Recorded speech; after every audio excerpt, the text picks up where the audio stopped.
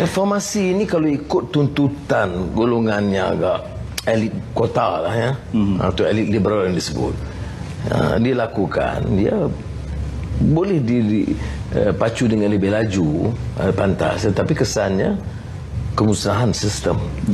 Sebab itu dalam Kongres Keadilan baru-baru ini saya sebut pengalaman negara-negara Eropah yang menukar kerajaan kerana ledakan reformasi, tetapi secara gopoh melaksanakan tanpa menumpukan soal rakyat. Jadi reformasi institusi, perundangan, semua kalau dengar itu yang bising betul dalam media dan media sosial. Tetapi rakyat tidak bersedia. Jadi bukan soal penyertaan parti-parti gabungan, tetapi apakah mampu kita lakukan segera atau kita lakukan mengikut keupayaan dan kesedaran rakyat. Lihat umpamanya malapetaka ataupun kesan yang sangat negatif bila dibangkitkan soal statut Roma dan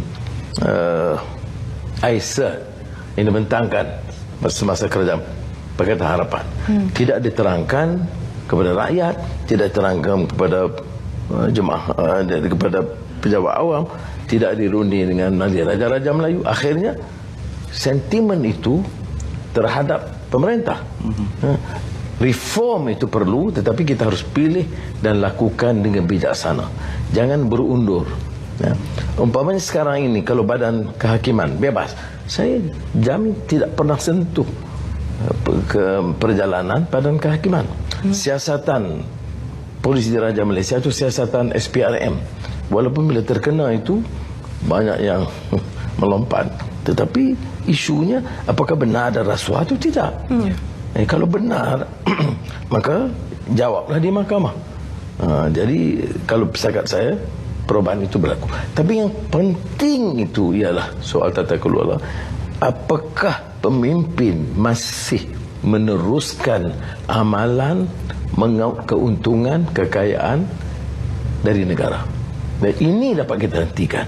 Walaupun pada kadang-kadang saya lihat dalam naratif politik itu tidak mengesankan, kerana orang anggap merasuah ni okey. Ada yang kata rasuah itu tidak, hukuman terlalu berat dan sebagainya.